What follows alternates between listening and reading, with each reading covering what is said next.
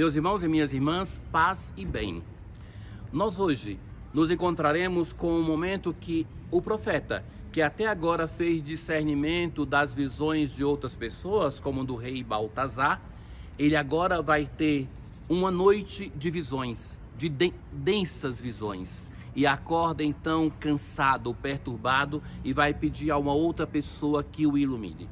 Essa dimensão do discernimento, meus caros, é muito importante. Veja que até o profeta que ajudou tantas pessoas a ter um discernimento, é ele agora que vai ajudar alguém, vai pedir a ajuda de alguém para discernir.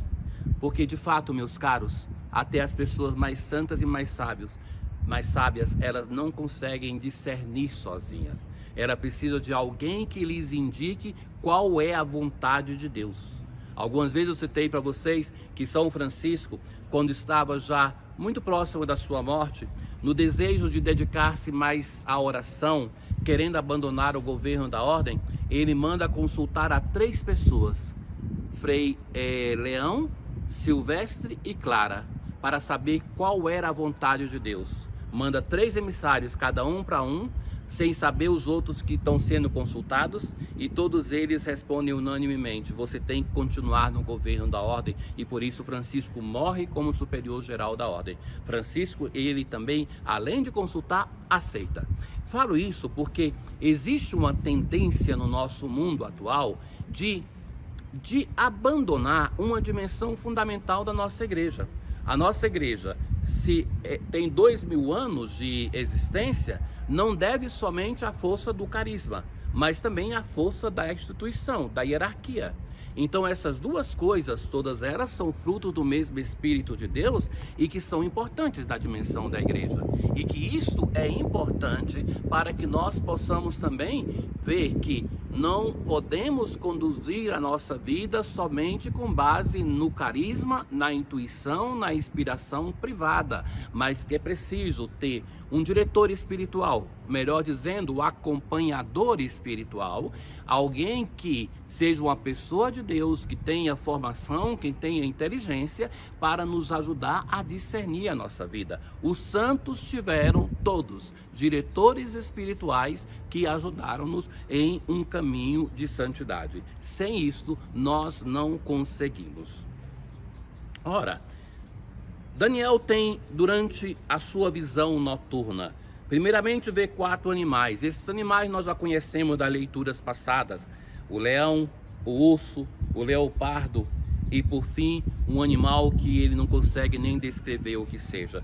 São os símbolos dos reinos que se dominaram naquele tempo: a Babilônia, os medos e os persas e, por fim, os povos da Grécia, que de Alexandre Magno vão se suceder neste momento que vive Daniel. Então, ele continuava olhando até que foram postos uns tronos e um ancião de muitos dias aí tomou lugar. E este ancião, então, sua veste era branca como neve e os cabelos da cabeça como lã pura.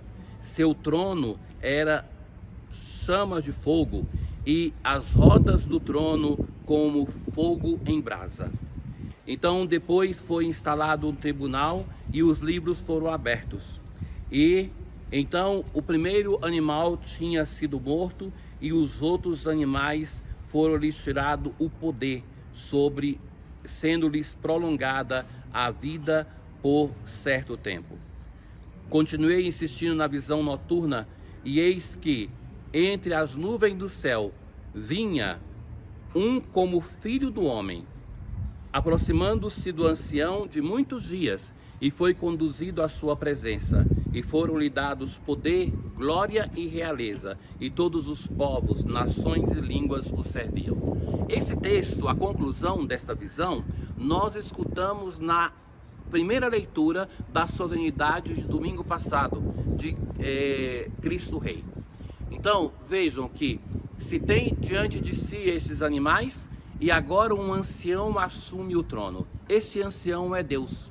E ele então vai dar poder para alguém que é como um filho do homem. Dizer como filho do homem é dizer assim, alguém que é um ser humano.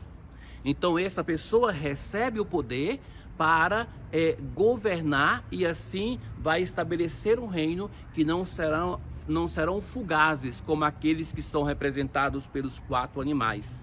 E assim, este reino é o que, da profecia de Daniel, o povo de Israel pensava em um reino de Israel, um reino duradouro. Contudo, caríssimos, para nós cristãos, e nós lemos o Antigo Testamento a partir do Cristo, ele é o nosso grande exegeta. Para nós cristãos, este Filho do Homem que assume um reinado que não terá mais fim é nosso Senhor Jesus Cristo. De fato, como nós ouvimos no Evangelho de domingo passado e também ouvimos no Evangelho de ontem, Jesus se apresenta como Filho do Homem. Jesus gosta de usar esse título. Não usa o título de rei, não usa o título de Messias, mas ele vai dizer, por exemplo, então se verá o Filho do Homem vindo sob as nuvens com grande poder e glória. E é este o título que ele usa a partir do texto do profeta Daniel e do profeta Ezequiel. Ora, aqueles reinos que dominavam Israel pareciam imbatíveis, reinos que nunca teriam fim. Assim era a perseguição que sofreram no Egito, que sofreram na Babilônia, que sofreram por outros povos, também pelos gregos.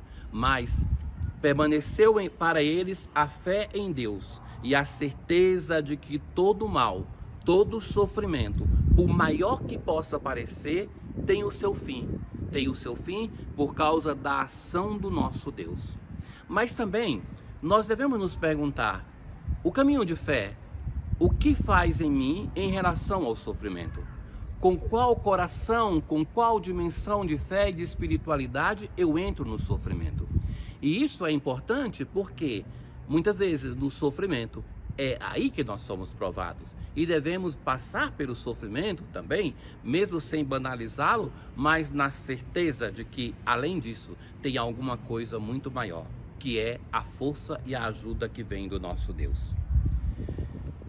Naquele tempo, Jesus, é o evangelho de hoje, contou-lhes uma parábola.